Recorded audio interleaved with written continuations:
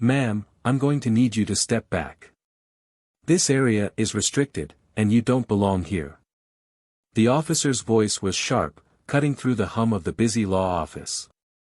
People in suits paused, glancing sideways before quickly looking away. She stood frozen, her hands tightening around the leather strap of her bag, heart pounding in disbelief. She had barely stepped into the building, her building, when the officer approached her like a predator cornering prey. "Excuse me." Her voice was calm, but there was a tremor she couldn't hide. She looked around, searching for someone, anyone, to step in, to say something. But no one did. Their eyes avoided hers, their footsteps quickened, leaving her isolated in a sea of silence. The officer stepped closer, towering over her as if she were a threat. "I said step back. I don't need any attitude today. Let's make this easy. Where's your ID?" She blinked, swallowing the heat that rushed to her face. "I work here. I don't need to show you anything." He smirked, his eyes scanning her from head to toe, the tailored navy dress, the heels, the pearl earrings. But none of it seemed to matter. He didn't see a professional woman. He saw someone who didn't belong. "You work here. Doing what? Cleaning the offices? Delivering food? Because I don't think someone like you walks in here with a briefcase pretending to be important." Her breath caught. She opened her mouth to respond, but he grabbed her arm, firm and forceful. "Hey," she snapped, yanking free. "Let go of me. Don't make a scene," he hissed, his grip tightening again. "Let's go outside. We'll clear this up real quick. Let me go." Her voice broke, and heads turned, but still, no one spoke up. She saw their stares, their judgment, and worst of all, their fear. No one wanted to challenge the badge. "You're under suspicion of trespassing. And if you don't cooperate, I'll have to take you downtown. Is that what you want? Trespassing? Are you serious right now? I told you, I work here." But he wasn't listening. He already had his radio out, calling for backup. She could feel her world tilting, everything she had worked for, everything she had fought to build, now unraveling in front of strangers who didn't even know her name. And in that moment, she saw it clearly, the way he looked at her, the way his lips curled when he spoke. It wasn't about trespassing. It wasn't about rules. It was about power. The air felt heavy as another officer entered the building, eyes locking on her as if she were already guilty. The humiliation burned through her veins, but she refused to let the tears fall. "Not here. Not in front of them." "Is there a problem here?" the second officer asked, and the first one pointed at her. "Yeah. She's refusing to show ID and claims she works here." The second officer didn't even look at her before nodding. "All right, let's take her in for questioning. We'll sort it out later." "No," she shouted, stepping back, but the first officer was already reaching for his handcuffs. "This is insane." "I am," but she didn't finish the sentence. Something stopped her, the rage, the helplessness, the knowledge that no matter what she said right now, it wouldn't matter. Not yet. She let them pull her arms behind her back. The cold metal snapped around her wrists, and the crowd that had gathered scattered as quickly as it had formed. She heard whispers, gasps, and one quiet voice that said, she didn't do anything. But it was too late. The officers escorted her out of the building like a criminal, ignoring her protests and warnings that they were making a mistake. She could see her reflection in the glass doors as they shoved her through, a woman in cuffs, humiliated, stripped of her dignity, and still fighting to hold her head high. But what they didn't know, what they couldn't possibly imagine, was who she really was. And when the truth came out, it wouldn't just ruin their careers. It would shatter their lives. Because the woman they had just arrested wasn't some helpless victim. She was powerful, respected, and feared in courtrooms across the city. And when she finally revealed her identity, the fallout would be devastating. But how do you prove who you are when no one believes you? How do you fight back when the system is already stacked against you? And what happens when the people who are supposed to protect you are the ones who tear you down? This isn't just a story about humiliation and injustice. It's about power, revenge, and the kind of justice that leaves everyone stunned. And in the end, when the truth is exposed, one question will remain: how far will she go to make sure they never forget what they did? At Plough of Twist, we stand firmly against all forms of racism, discrimination, and injustice. We believe in equality, respect, and dignity for everyone, regardless of race, background, or identity. This story highlights the painful reality of prejudice, but it also delivers a powerful message about justice, resilience, and standing up for what is right. We hope you enjoy this emotional and thought-provoking journey. If you believe in fairness and equality, make sure to subscribe to our channel and hit the like button to support our content. Now, sit back and get ready for a story that will keep you on the edge of your seat. Enjoy! The morning sunlight streamed through the glass walls of the towering office building, casting long shadows over the polished marble floors. It was the kind of place that hummed with quiet power, where sharp heels clicked confidently against tiles and leather briefcases swung with purpose. At the center of it all was Camille Bennett, a woman who had spent her entire life building the kind of career most people only dreamed of. Camille had grown up in a small, cramped apartment in Atlanta, raised by a single mother who worked double shifts as a nurse to keep food on the table. From a young age, Camille understood what it meant to fight for what you wanted. Her mother's hands were always rough from long hours of scrubbing floors at the hospital, but her voice was steady, reminding Camille that education was her ticket out. And Camille had listened. She studied until her eyes burned, graduated at the top of her class, and earned a full scholarship to law school. By the time she turned 30, Camille had already made headlines as one of the youngest judges appointed in the state of Georgia. Her reputation was built on sharp intellect and an unshakable sense of fairness, but it wasn't without sacrifice. The long hours, the constant pressure to prove herself in a system dominated by men, especially white men, had left her with few friends and even fewer moments to breathe. But Camille didn't mind. Her work wasn't just a job. It was her purpose. Standing in front of the mirror that morning, Camille adjusted the collar of her navy blue dress and clipped on a pair of pearl earrings. Her reflection stared back at her, calm, composed, untouchable. That's what she had to be. In her line of work, any crack in the armor was a weakness, and weaknesses could be exploited. She ran a hand over her short curls, a nod to her heritage and a silent rebellion against the expectations of conformity. By the time Camille stepped out of her black BMW in front of the office building, the day was already in motion. Phones rang in the distance, and the scent of fresh coffee lingered in the air. She moved with purpose, heels clicking against the pavement as she walked through the revolving doors and into the lobby. The security guard, an older man named Henry who had worked there for years, nodded at her as she passed. "Morning, Judge Bennett," he said, tipping his hat. "Good morning, Henry," she replied, her voice warm but clipped. She didn't stop to chat. Camille didn't have time for pleasantries. Her schedule was tight, and today was especially important. There was a high-profile case on her docket, one that would set a precedent for discrimination lawsuits across the state. It was the kind of case that could either make her legacy or paint a target on her back. But before Camille could make it to the elevators, the air shifted. It was subtle at first, a sudden silence, a shift in energy that prickled against her skin. She felt it before she saw him. Officer Bradley Tate stood near the reception desk, his uniform crisp and his badge polished to a shine. He was tall, broad-shouldered, with sharp features that made him look more like a soldier than a cop. Camille had seen men like him before, men who wore authority like armor, using it to shield insecurities they'd never dare admit. He turned just as Camille reached the elevator, and their eyes met. For a brief second, his expression shifted, confusion, followed by something darker. He stepped toward her. "Excuse me, ma'am," he said, his voice sharp. "You can't be in here."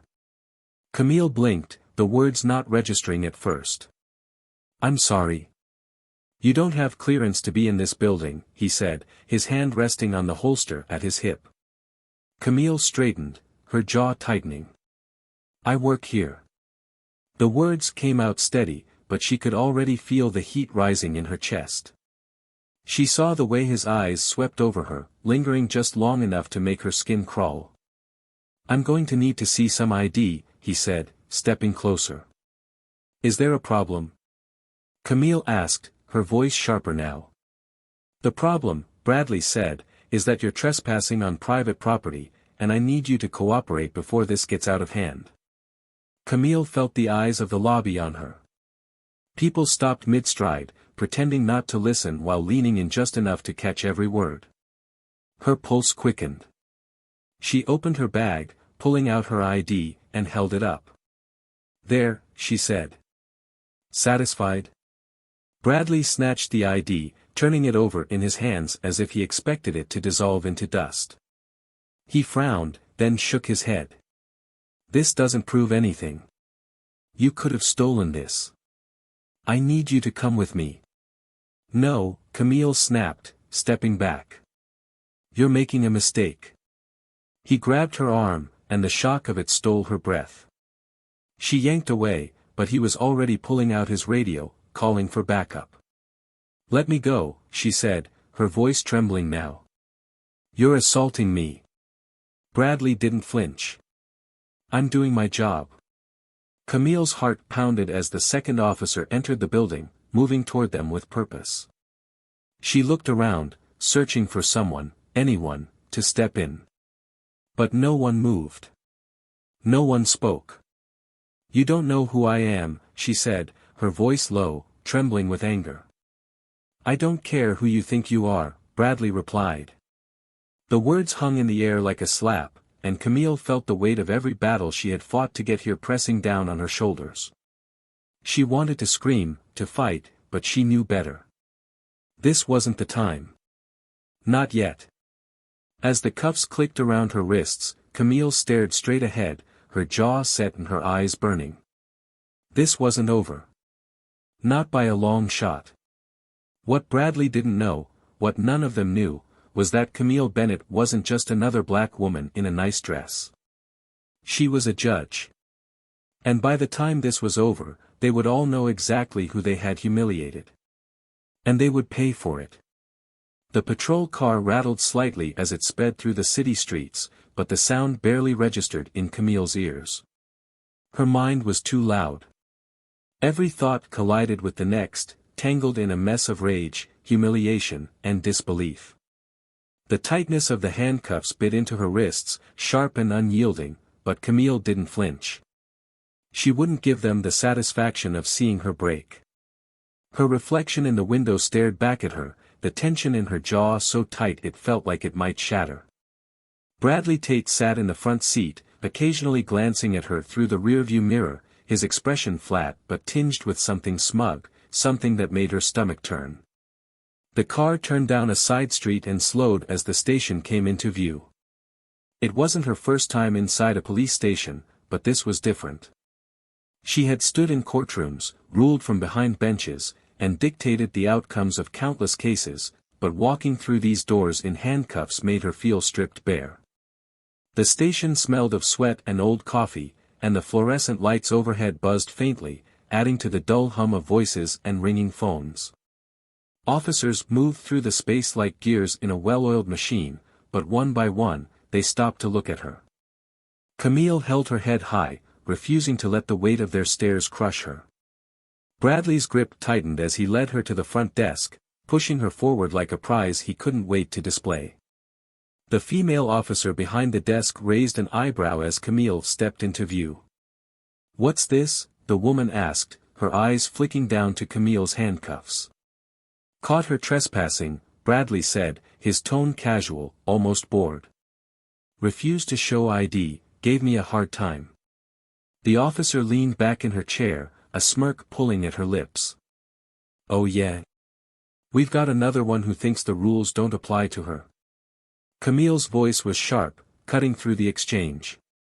I want my phone call. The smirk vanished.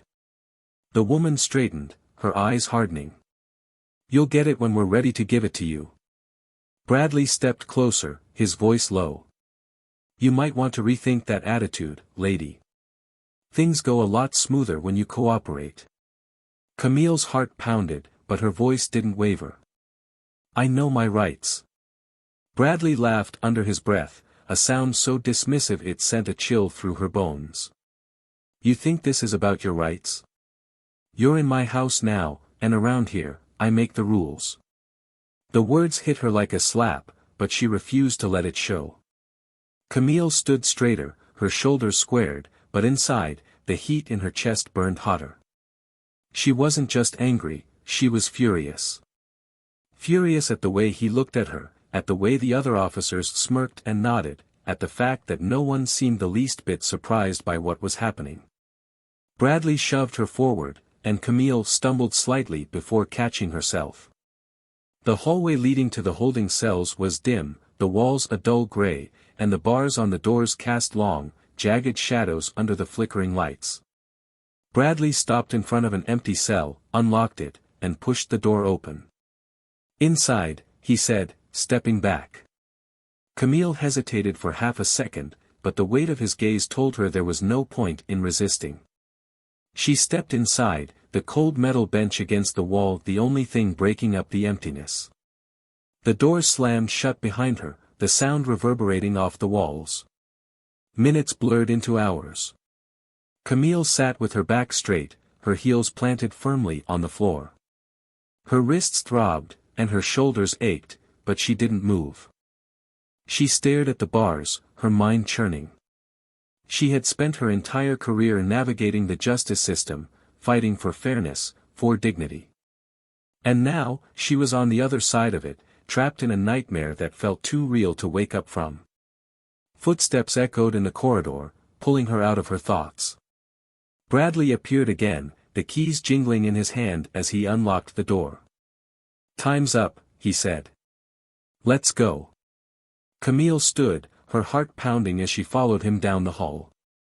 He led her into a small interrogation room where another officer sat at a table, a clipboard in front of him. Sit, the man said without looking up. Camille didn't move. I want my phone call.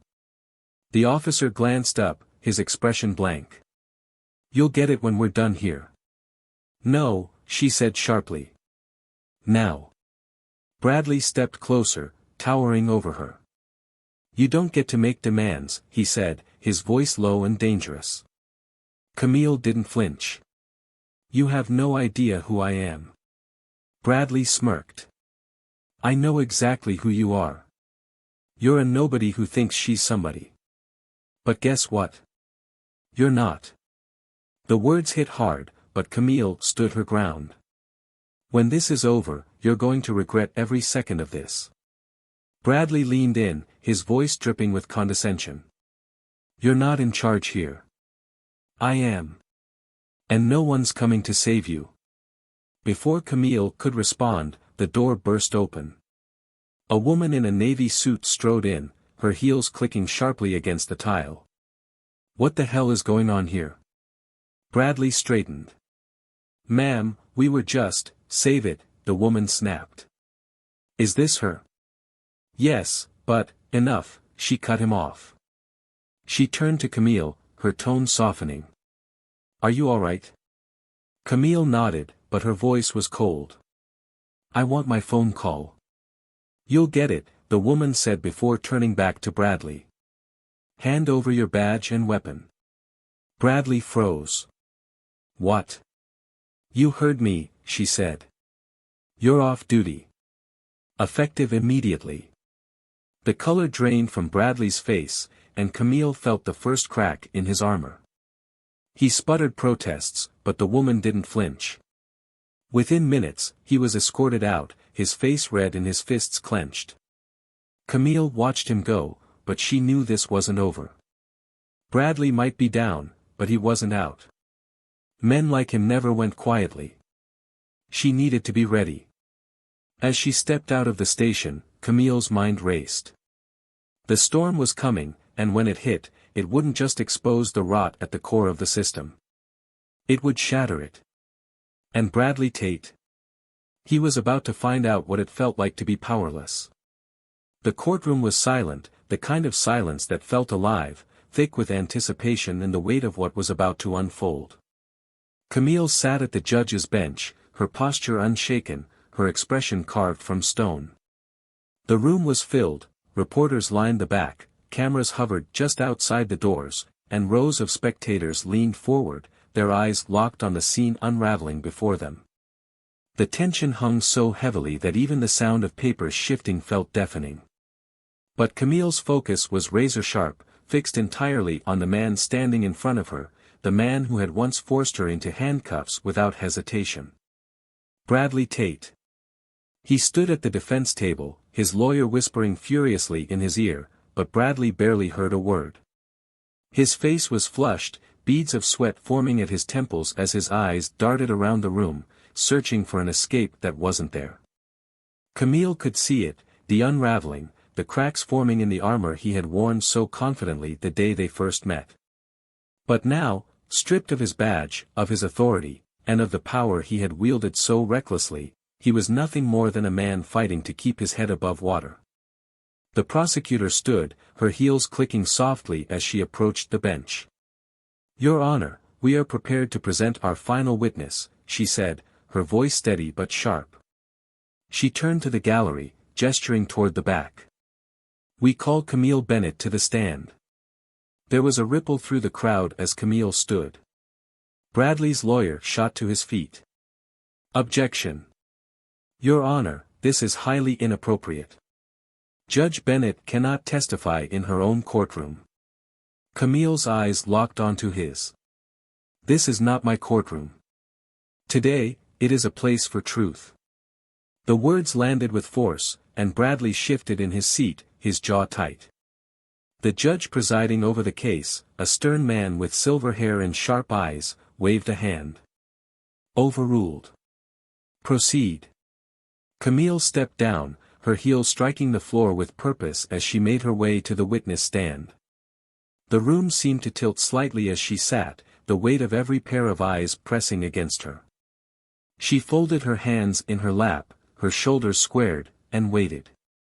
The prosecutor began.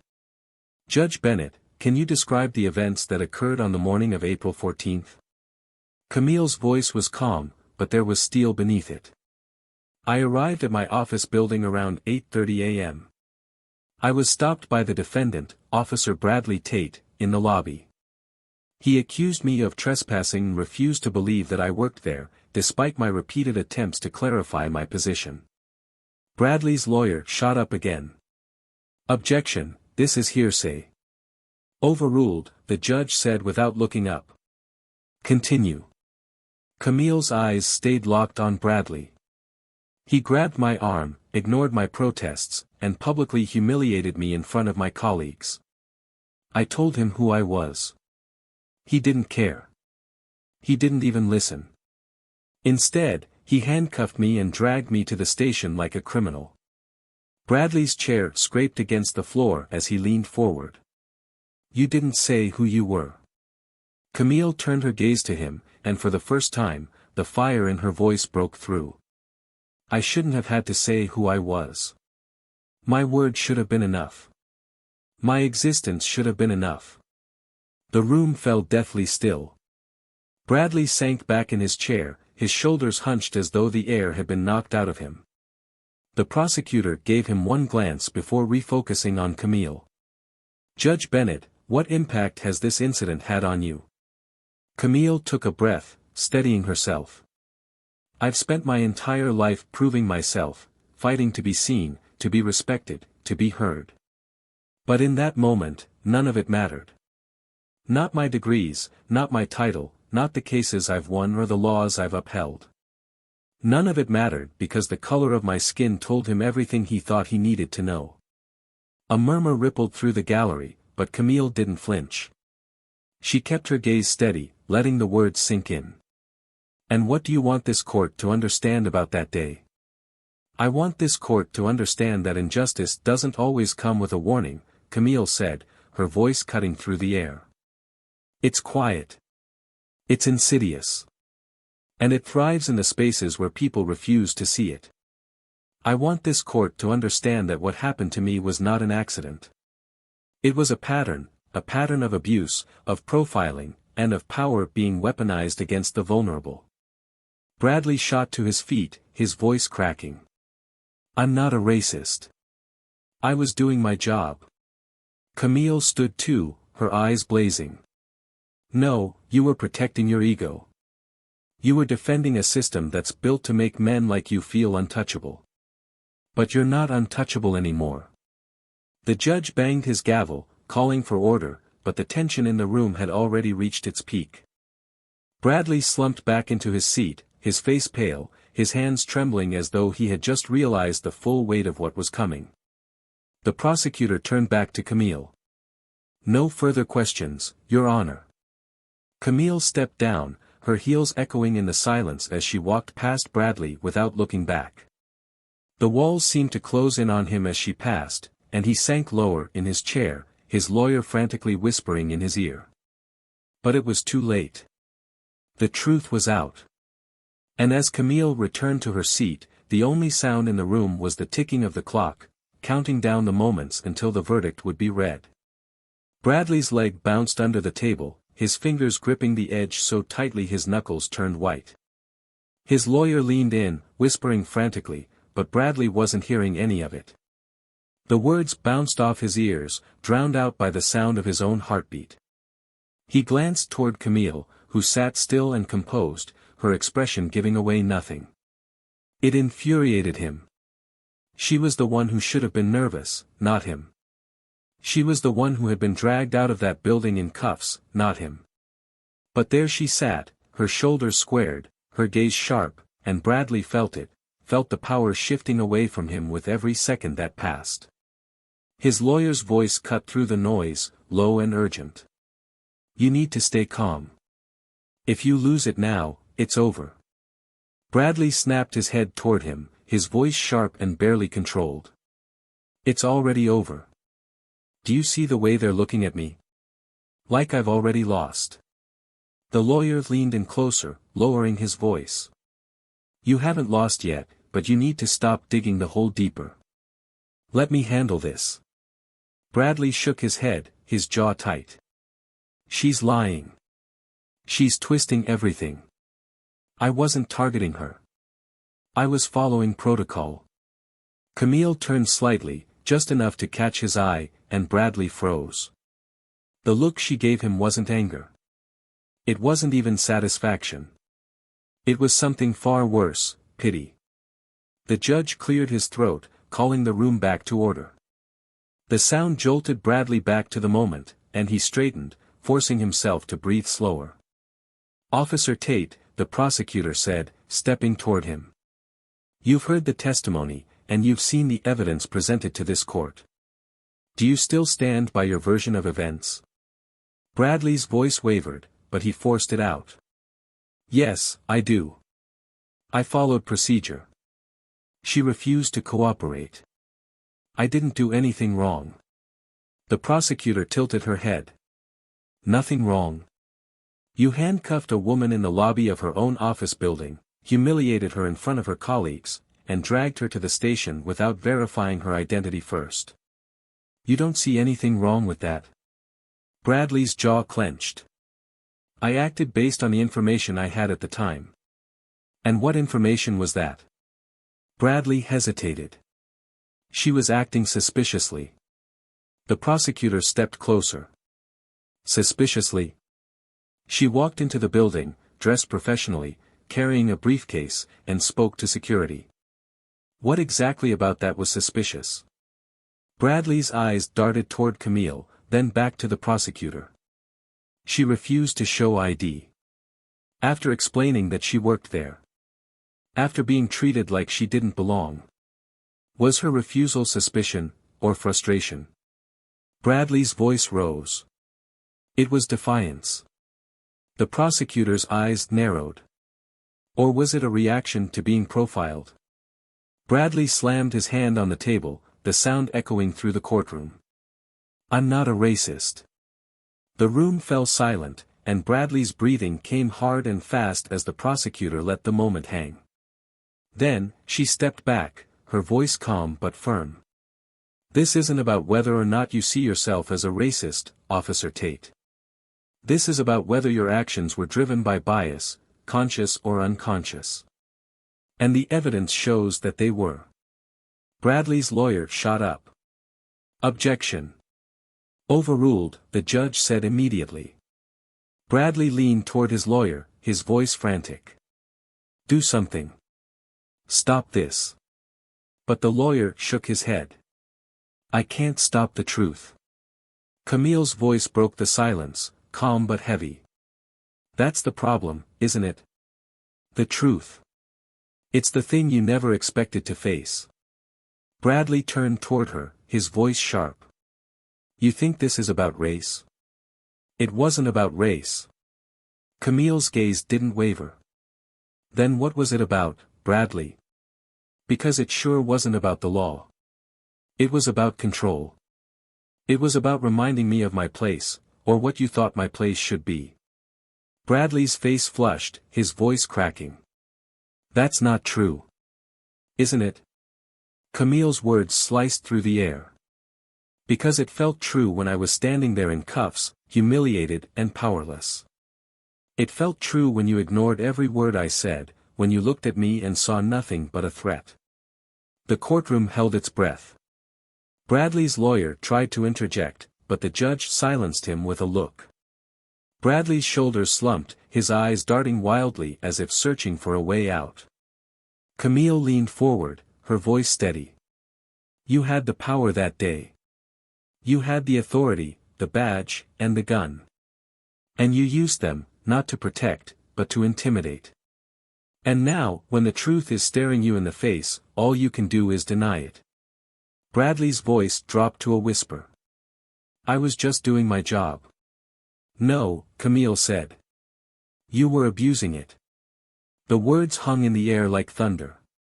Bradley's lawyer sat back in his chair, defeated, and Bradley's head dropped into his hands. Camille didn't look away. She let the moment settle, let the weight of it press down on him until he felt what she had felt, helplessness.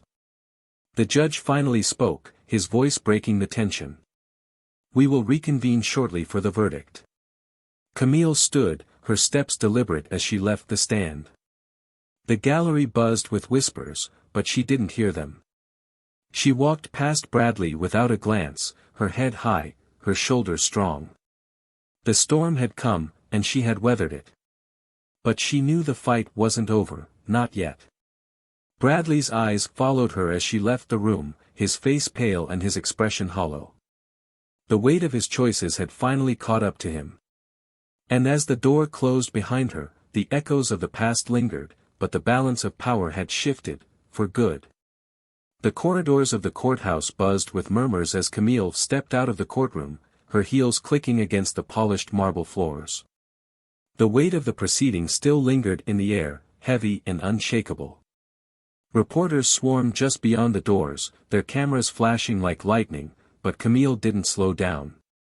Her steps were purposeful, steady, even as her heart pounded beneath her chest. She had faced storms before, but this one was different.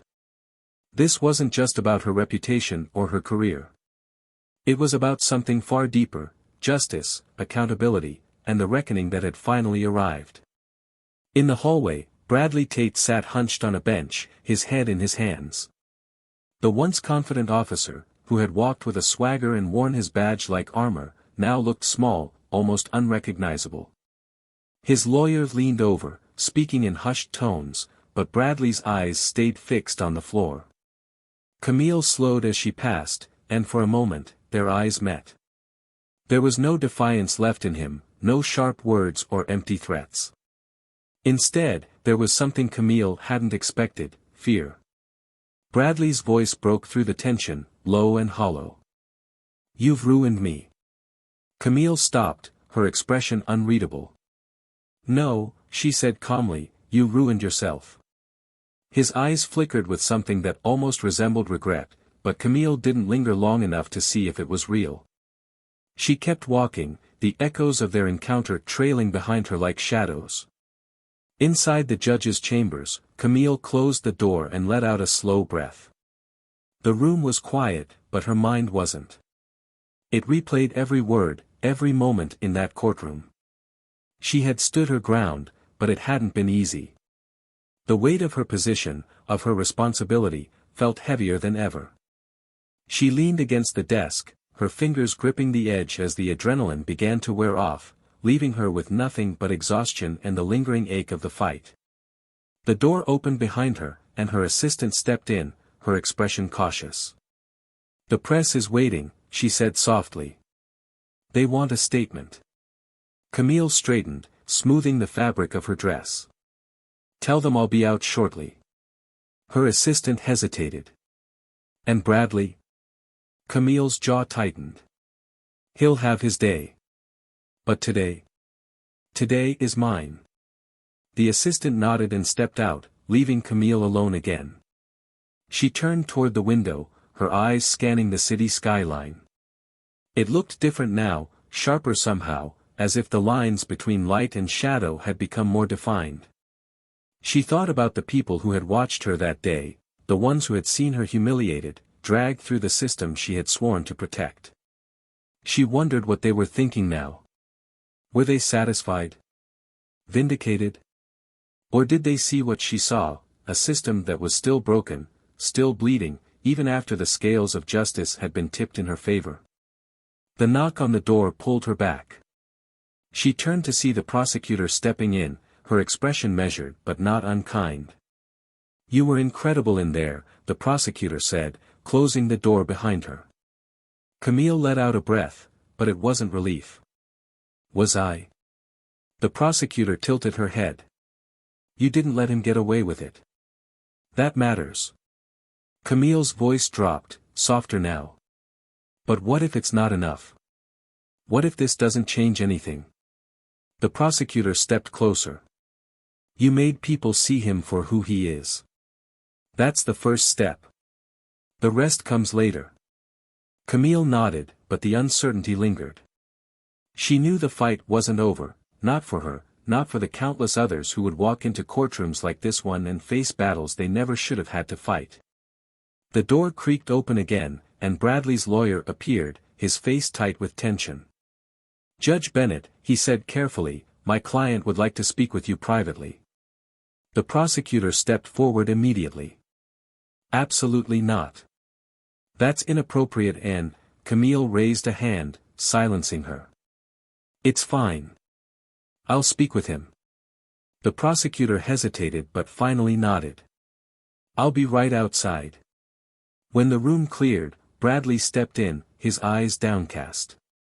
The tension in the air was suffocating as he stood there, shifting awkwardly before finally speaking. "I don't expect you to forgive me," he said quietly. I need you to know I didn't set out to hurt you.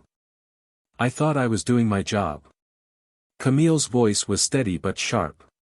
"Your job was to protect people, not tear them down." Bradley's shoulders sagged. "I messed up. I see that now. But I can't take it back." Camille stepped closer, her gaze piercing. "No, you can't. And the people you hurt, people like me, have to live with the consequences of your choices. So, what happens to you now? That's not for me to decide. But what I can tell you is this: apologies mean nothing without action. You don't get to walk away from this and pretend it never happened." Bradley swallowed hard, his voice barely above a whisper. "I don't know how to fix it." Camille's expression softened slightly, but her voice remained firm. "Then you start by listening. By facing the consequences. And by being better, not just saying you will be." For the first time, Bradley looked at her, not as an opponent, but as someone he had hurt. Camille could see it, the weight of his guilt, the fear of what was to come, but she didn't let it sway her. As he turned to leave, Camille exhaled slowly, her mind racing. She had spent her career believing in justice, in the power of the law to make things right.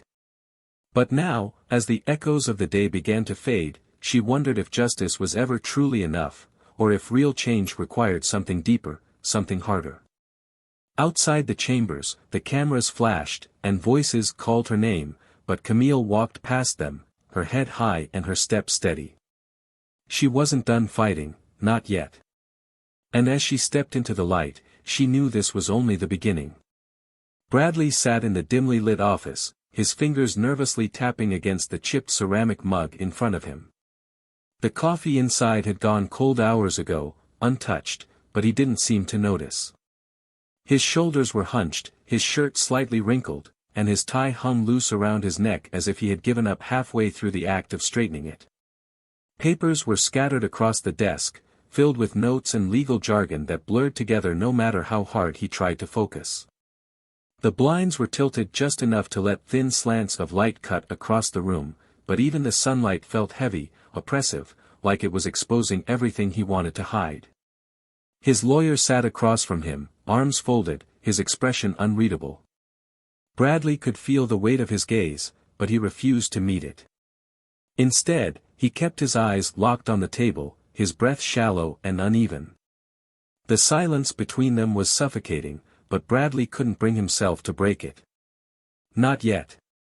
When he finally spoke, his voice came out hoarse, like it had been dragged from the bottom of his throat. "You think this is it? You think this is how it ends for me?" His lawyer didn't flinch, didn't even blink. He leaned back in his chair, his tone calm but sharp enough to cut through the tension. "It doesn't have to be the end, but it's going to be unless you start facing the truth." Bradley's eyes shot up, and his fingers tightened around the mug until it creaked under the pressure. Facing the truth? What truth? That I'm being set up. That I'm being made an example of. This isn't justice. It's politics. She wanted to make a statement, and I'm the one paying for it. The lawyer leaned forward, planting his elbows on the desk as his voice dropped, steady and deliberate. This didn't happen to you, Bradley. You're not the victim here, no matter how much you want to pretend you are. You made decisions, and now you're dealing with the fallout. That's not politics. That's reality. Bradley pushed back his chair, the legs scraping loudly against the floor, but the lawyer didn't even flinch. Bradley's voice rose, sharp and cracking at the edges. You think I don't know that? You think I don't replay it in my head every single night? I didn't mean for it to go this far. I didn't think. That's exactly the problem, the lawyer snapped, cutting him off. You didn't think. You acted. You made assumptions, and you didn't stop to question them. And now, you're sitting here, expecting sympathy. You think sorry is going to fix this? Bradley froze, his breath catching as the words sank in. He turned toward the window, his reflection fractured by the blinds, and for the first time, the weight of it all pressed down so hard he thought it might crush him. I didn't mean for it to go this far, he repeated, softer this time, almost to himself. But it did, the lawyer said, his voice quieter now but no less sharp. And now you have to decide whether you're going to face it or keep running from it. Bradley slumped back into the chair, his shoulders sagging under the weight of his words. The office felt smaller, the walls closing in, and no matter how hard he tried to breathe, the air felt thinner. He didn't know how to fix it. He didn't even know where to start. Meanwhile, Camille stood in her office, staring out the window as the city buzzed below. Her reflection in the glass was sharp and clear, but her thoughts were anything but. She turned the framed photograph on her desk, her fingers brushing against the glass. It was an old picture, her mother's smile radiant, her arm wrapped tightly around Camille's shoulders. Camille could still feel the weight of that arm, the warmth of it, the quiet strength that had carried her through so many battles. But now, as she stood there, the weight felt heavier, and the strength felt farther away. A knock at the door pulled her out of her thoughts, and she turned to see her assistant standing in the doorway, her expression cautious. He's still waiting outside. Camille set the photo down, her fingers lingering for just a moment before she straightened her shoulders. "Bring him in." When Bradley stepped into the room, he looked different. The man who had stood so confidently in the courtroom now looked smaller, almost shrunken. His suit was wrinkled, his tie slightly askew, and the dark circles under his eyes made him look older, worn down. He hesitated at the door, as if unsure whether he should even be there, but Camille didn't invite him to sit. "You wanted to talk." Bradley swallowed hard, his voice barely above a whisper. "I'm sorry." Camille's expression didn't change. "Sorry isn't enough." "I know," he said quickly, stepping closer, his voice trembling. "I know it's not enough, but I don't know what else to say. I can't change what happened." Camille's voice was steady but sharp. "No, you can't. But what you can do is stop pretending this was just a mistake." "It wasn't a mistake, Bradley. It was a choice. A choice you made because you looked at me and decided I didn't belong." Bradley's breath hitched, and he stepped back as if her words had physically struck him. "I didn't, you did," Camille cut him off, her voice firm. "And whether you want to admit it or not, it's the truth. You didn't see me. You saw what you wanted to see, and you acted on it. And now, you have to live with that." Bradley's voice cracked, quieter now. "I'm trying to. But I don't know how." Camille's eyes softened just slightly, but her voice didn't waver. "Then start by listening. Start by seeing the people you've ignored for so long. And don't expect forgiveness until you've earned it." Bradley's shoulders slumped, and for the first time, Camille saw something she hadn't before: vulnerability. He looked broken, hollowed out by the weight of his actions, but she knew that wasn't enough. Regret wasn't enough. It never was. As he turned to leave, Camille spoke again, her voice calm but resolute. "Bradley." He stopped, turning back to face her, his expression raw. "You don't get to rewrite this story," she said. "You don't get to be the victim. But you do get to decide what happens next. Make it count." Bradley nodded slowly, his eyes damp but determined, and then he was gone. Camille stood in the quiet, her heart pounding, her hands trembling slightly at her sides. The battle was over, but the fight wasn't. Not yet. The air in the courthouse felt heavier than before, as if the walls themselves had absorbed the tension from the past few days and were now pressing it back down onto everyone who stepped inside. Camille stood near the windows of her office, staring down at the street below.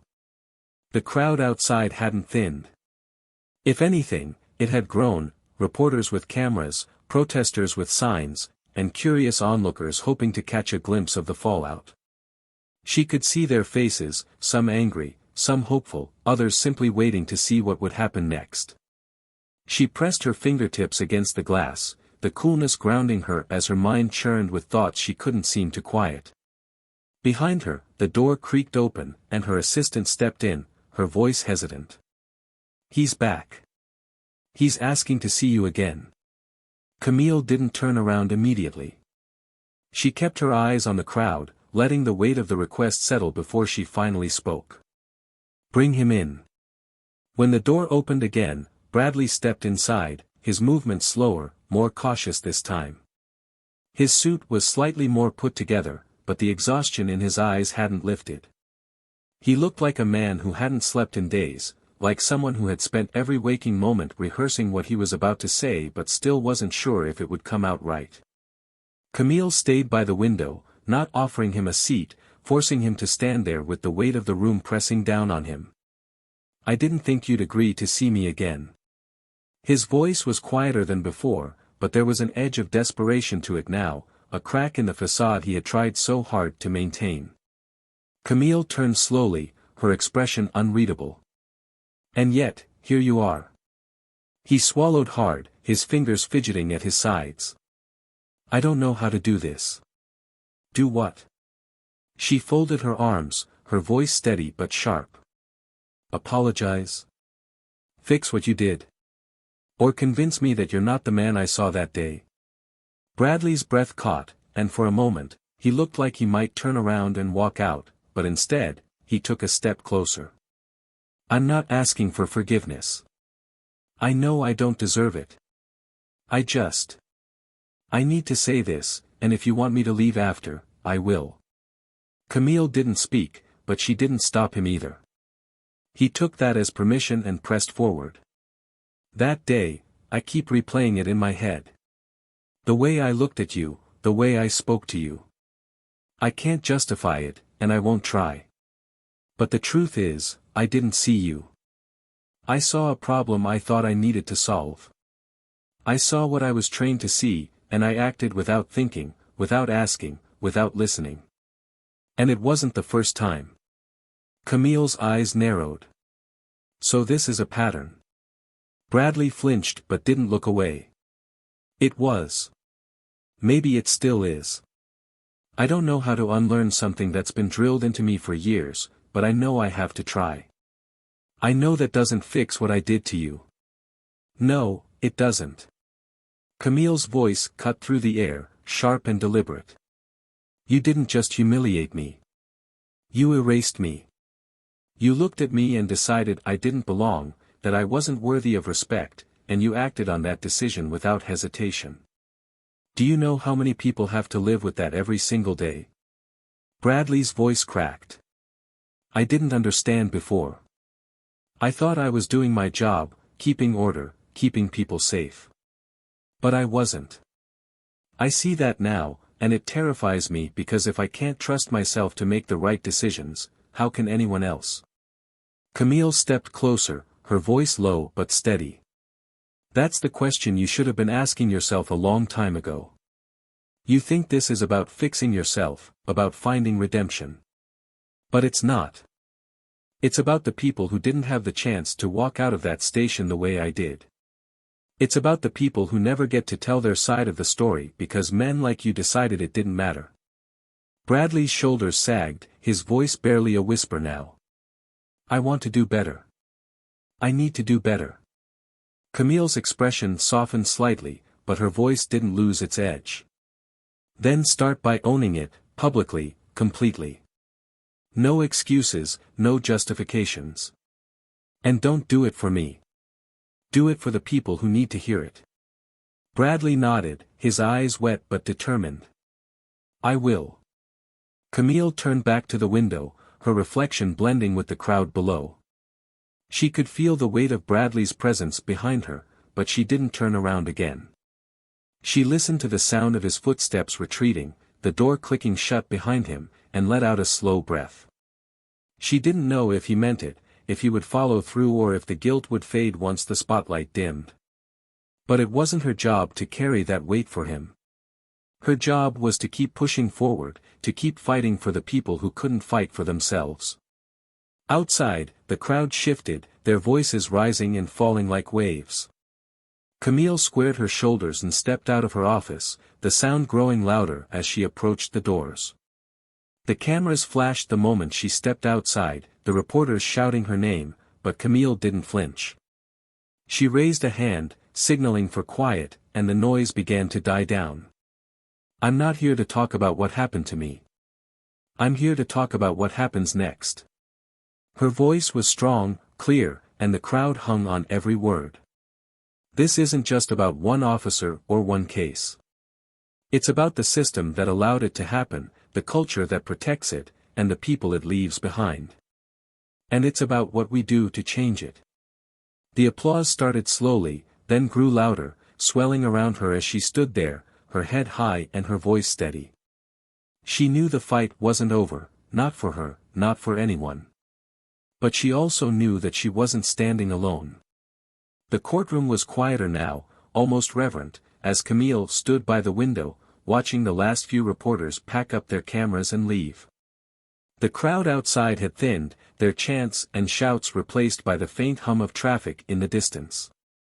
The echoes of the trial still lingered in the walls, but the tension that had once pressed down on her chest had finally started to lift.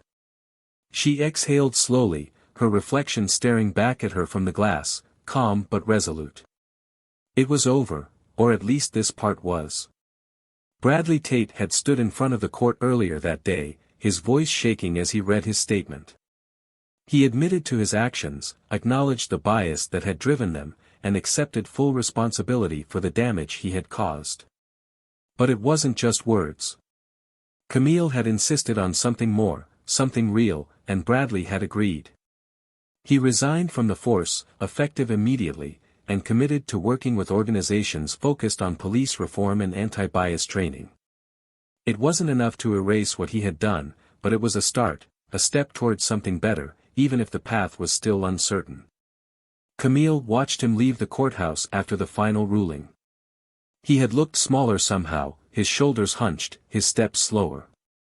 But there was something else in his eyes too, a flicker of determination, the kind that only came when someone had been forced to confront their own reflection and didn't like what they saw. She didn't know if he would follow through with the promises he had made, but that wasn't her burden to carry. She had done her part, and now it was up to him. As the courtroom emptied, Camille lingered at her bench, running her fingers over the polished wood. This space had always felt like a place of power, a symbol of authority and order, but now it felt like something more, a reminder of what it took to hold people accountable and how fragile justice could be when left unchecked. She had faced down the system she had sworn to protect and refused to let it swallow her whole. And now, as she prepared to leave it behind for the day, she felt a weight lift, replaced by something steadier, stronger. Outside the building, Camille was met with applause as she stepped onto the courthouse steps. Cameras flashed, and microphones were pushed toward her, but she didn't rush. She took her time, letting the moment settle before raising her hand to quiet the noise. When the crowd stilled, she spoke. This case wasn't just about me. It was about a system that needs to be better. It was about the people who don't get the chance to stand in front of a judge and demand to be seen. And it was about what happens when we stop looking away. Her voice didn't waver, even as the weight of her words settled over the crowd. We cannot fix what we refuse to acknowledge. We cannot change what we won't confront. And we cannot build a better future until we hold ourselves, and each other, accountable. The applause started again, but Camille didn't linger to soak it in. She stepped down from the platform and disappeared into the crowd, leaving behind the noise and the cameras and the flashes of light. This wasn't about the spotlight. It never had been. Later that evening, Camille sat in her apartment, the city lights spilling in through the windows. Her phone buzzed with messages and calls, but she ignored them. Instead, she poured herself a glass of wine and sank into the couch, letting the silence wrap around her like a shield. She had spent so long fighting to be heard, to be respected, to be believed, and now that the fight was over, she wasn't sure what came next. But she knew one thing for certain. She wouldn't stop. This wasn't the end. It was only the beginning. Bradley's story didn't end in the courthouse either.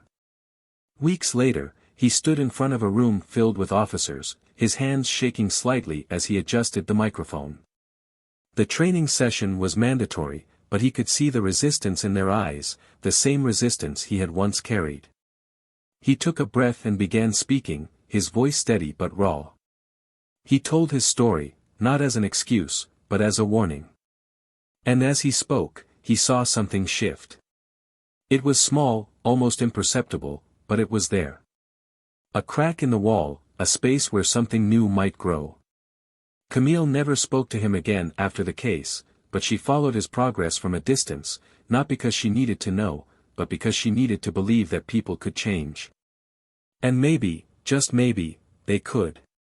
This story isn't just about injustice.